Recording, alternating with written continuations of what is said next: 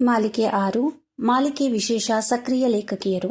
ತಿಂಗಳ ವಿಶೇಷ ಲೇಖಕಿ ವೈದೇಹಿ ಅವರ ಕಾದಂಬರಿಗಳು. ಪುಸ್ತಕ ಪರಿಚಯ 47. ಪುಸ್ತಕದ ಹೆಸರು ನೆನಪು ಏಕತಾರೆ. ಲೇಖಕರು ವೈದೇಹಿ. ಅಭಿಪ್ರಾಯ ಸುಜಿತ್ ಕಾಮತ್ ಹಾಗೂ ಓದುತ್ತಿರುವವರು ಸಿಂಧು ಜಗನ್ನಾಥ್. ನೆನಪು ಏಕತಾರೆ ವೈದೇಹಿ ಅವರ ವ್ಯಕ್ತಿಚಿತ್ರಗಳ ಸಂಕಲನ. ಇದರಲ್ಲಿ 63 ಲೇಖನಗಳು ಇವೆ. ಇವು ಅಲ್ಲಿ ಕೇಳಿದ, ಇಲ್ಲಿ ಓದಿದ ಅನುಭವಗಳು ಅಲ್ಲ. ಸ್ವತಃ ಲೇಖಕಿಯೇ ಮಹಾನ್ ವ್ಯಕ್ತಿಗಳ ಜೊತೆ ಇದ್ದ ತಮ್ಮ ಪರಿಚಯ. ತಾವು ಕಂಡಂತೆ ಆ ವ್ಯಕ್ತಿಗಳಲ್ಲಿ ಇದ್ದ ವಿಶೇಷ ಗುಣಗಳು, ಅವರು ಮಾಡಿದ ಕೆಲಸದ ಪಕ್ಷಿನೋಟ ಕೊಟ್ಟಿದ್ದಾರೆ. ಕನ್ನಡದ ಪ್ರಪ್ರಥಮ ಮಹಿಳಾ ಲೇಖಕಿ ನಂಜನಗೂಡು ತಿರುಮಲಾಂಬ ಅವರಿಂದ ಹಿಡಿದು ಸರಸ್ವತಿಬಾಯಿ ರಾಜವಾಡೆ, ಡಾಕ್ಟರ್ ಶಿವರಾಮ್ ಕಾರಂತರು, ಲಂಕೇಶ್, ಕೋಟ ಲಕ್ಷ್ಮೀನಾರಾಯಣ ಕಾರಂತರು, ಶ್ರೀಮತಿ ಲೀಲಾ ಕಾರಂತ, ಅನುಪಮ ನಿರಂಜನ, ಎಂಕೆ ಇಂದಿರಾ, ವಿಜಯಾ ದಬ್ಬೆ, ಎಂಬಿ ಸಿಂಗ್, ನಾಗ ಐತಾಳ, ಬಿವಿ ಕಾರಂತ, ಎಸ್ವಿ ಪರಮೇಶ್ವರ ಭಟ್ಟ, ಸೆಡಿಯಾಪು ಕೃಷ್ಣ ಭಟ್ಟ, ಶ್ರೀ ಹರಿದಾಸ ಭಟ್ಟ, ಮುದೇನೂರು ಸಂಗಣ್ಣ, ಶಿವಮೊಗ್ಗ ಸುಬ್ಬಣ್ಣ, ಹೀಗೆ ಅನೇಕ ಖ್ಯಾತ ಎಲೆಮರೆಕಾಯಿಗಳ ಪರಿಚಯ ಇದರಲ್ಲಿ ಇದೆ. ಯಾವುದೇ ಗಾಸಿಪ್ಗೆ ಬೀಳದೆ ತಾವು ಕಂಡದ್ದನ್ನು ಕಂಡ ಹಾಗೆ ಬರೆದಿರುವ ಕಾರಣ ಈ ಪುಸ್ತಕ ಇಷ್ಟವಾಗುತ್ತದೆ. ಯಾರ ಕುರಿತು ಸ್ವವಿಮರ್ಶನೆ ಮಾಡಲು ಹೋಗದೆ ಅವರು ಹೇಗೆ ಇದ್ದಾರೋ ಹಾಗೆ ಹೇಳಿದ್ದಾರೆ. ಸುಧಾ ಪತ್ರಿಕೆಯ ಮಾಜಿ ಸಂಪಾದಕ ಎಂಬಿ ಸಿಂಗ್ ಪರಿಚಯ ಮಾಡುತ್ತಾ ತಾವು ಜಾನಕಿಯಿಂದ ವೈದೇಹಿ ಆದ ಕೌತುಕದ ಘಟನೆಯನ್ನು ಲೇಖಕಿ ಹಂಚಿಕೊಂಡಿದ್ದಾರೆ. ಅವರು ತಮ್ಮ ಕುಂದಾಪುರದ ಭಂಡಾರ್ಕರ್ ಕಾಲೇಜಿನಲ್ಲಿ ಮಹಿಳಾ ದಿನಾಚರಣೆ ಇಟ್ಟುಕೊಂಡಿದ್ದರು. ಜಾನಕಿಯವರು ವಿದ್ಯಾರ್ಥಿನಿ ಸಂಘದ ಕಾರ್ಯದರ್ಶಿ ಆಗಿದ್ದರು. ಮಹಿಳಾ ದಿನಾಚರಣೆಗೆ ನಡೆದ ಕಾರ್ಯಕ್ರಮಕ್ಕೆ ತುಂಬಾ ಜನ ಸೇರಿದ್ದರು. ಸಮಾರಂಭಕ್ಕೆ ಬಂದ ಅಧ್ಯಕ್ಷೆ ಭಾಷಣ ಮಾಡಲು ತಯಾರಾಗಿರಲಿಲ್ಲ. ಇದು ಜಾನಕಿಯವರಿಗೆ ಸರಿ ಬೀಳಲಿಲ್ಲ. ಮನೆಗೆ ಬಂದವರೇ ಈ ಇಡೀ ಸಮಾರಂಭದ ಕುರಿತು ವ್ಯಂಗ್ಯವಾಗಿ ಒಂದು ಲೇಖನ ಬರೆದರು. ಅದರಲ್ಲಿ ಸಮಾರಂಭದ ಅಧ್ಯಕ್ಷೆಯನ್ನು ಕಟುವಾಗಿ ಟೀಕಿಸಿದ್ದರು. ಅದನ್ನು ಸುಧಾ ಪತ್ರಿಕೆಗೆ ಕಳುಹಿಸಿದರು. ಆದರೆ ಕಳುಹಿಸಿದ 1-2 ದಿನದಲ್ಲೇ ಅವರಿಗೆ ನಿಜ ಸ್ಥಿತಿ ಅರಿವಾಯಿತು. ಸಮಾರಂಭಕ್ಕೆ ಬಂದ ಅಧ್ಯಕ್ಷೆ ತುಂಬಾ ಸಂಕೋಚ ಪ್ರವೃತ್ತಿ ಉಳ್ಳವರೆಂದು, ಅಷ್ಟೊಂದು ಜನ ನೋಡಿ ಬೆದರಿದ್ದರೆಂದು ತಿಳಿಯಿತು. ತನ್ನ ನಡತೆಗೆ ಪಶ್ಚಾತ್ತಾಪ ಪಟ್ಟು ಲೇಖನ ಪ್ರಕಟಿಸಬಾರದು ಅಂತ ಸಂಪಾದಕ ಬಿ.ಎಂ. ಸಿಂಗ್ ಅವರಿಗೆ ಪತ್ರ ಬರೆದರು.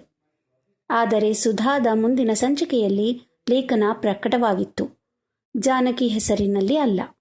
ಲೇಖನ ಮೆಚ್ಚಿಕೊಂಡಿದ್ದ ಸಂಪಾದಕರು ರಾಮಾಯಣದ ಸೀತೆ ವಿದೇಹರಾಜ ಜನಕನ ಮಗಳು ಜಾನಕಿಯ ಮತ್ತೊಂದು ಹೆಸರಾದ ವೈದೇಹಿ ಎಂಬ ಹೆಸರಿನಲ್ಲಿ ಪ್ರಕಟಿಸಿದ್ದರು.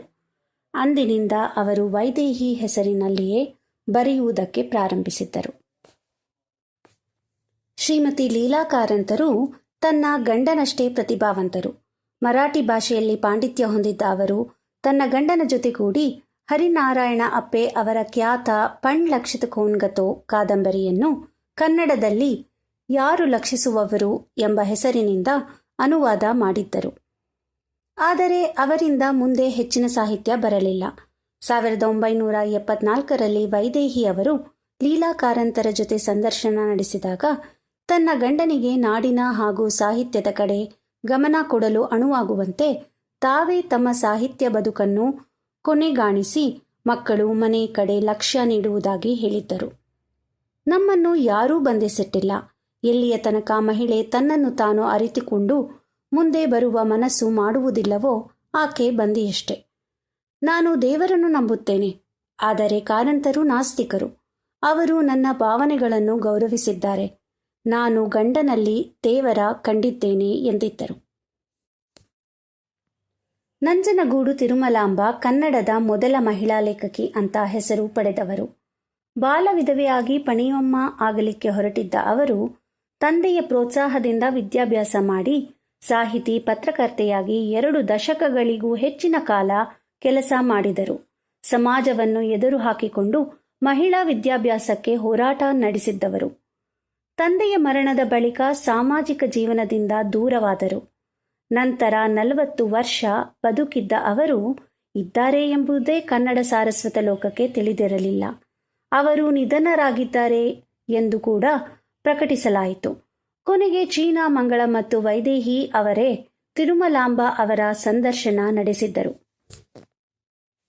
ದಕ್ಷಿಣ ಕನ್ನಡದ ಮಗಳಾದ ವಿಧವೆ ಆಗಿ ನಂತರ ಸರೋಜಿನಿ ನಾಯ್ಡು ಅವರ ತಮ್ಮ ರಂಗಕರ್ಮಿ ಹರೀಂದ್ರನಾಥ ಚಟ್ಟೋಪಾಧ್ಯಾಯ ಅವರನ್ನು ವಿವಾಹ ಆಗಿ ಸಂಸಾರದಲ್ಲಿ ಸಾಮರಸ್ಯ ಇಲ್ಲದೆ ಆ ಕಾಲದಲ್ಲೇ ವಿಚ್ಛೇದನ ಪಡೆದು ನಂತರ ಮಹಾತ್ಮ ಗಾಂಧೀಜಿ ಅನುಯಾಯಿ ಆಗಿ ಸ್ವಾತಂತ್ರ್ಯ ಹೋರಾಟದಲ್ಲಿ ಭಾಗವಹಿಸಿದ ಕಮಲಾದೇವಿ ಚಟ್ಟೋಪಾಧ್ಯಾಯ ಅವರ ಜೀವನವನ್ನು ಬಹಳ ಮಾರ್ಮಿಕವಾಗಿ ನಿರೂಪಿಸಿದ್ದಾರೆ ಲೇಖಕಿ. ಇಂತಹ ಎಷ್ಟೋ ಮನಮುಟ್ಟುವ ಸನ್ನಿವೇಶಗಳು ಈ ಪುಸ್ತಕದಲ್ಲಿ ಇವೆ. ವ್ಯಕ್ತಿ ಪರಿಚಯ ಹೇಗೆ ಮಾಡಿಕೊಡಬೇಕು ಅಂತ ನಮಗೆ ಕಲಿಸುವ ಹಾಗೆ ಇದೆ. ಈ ಪುಸ್ತಕವನ್ನು ಓದಲು ನಾನು ಎಲ್ಲರನ್ನೂ ಕೋರುತ್ತೇನೆ. ಧನ್ಯವಾದಗಳು.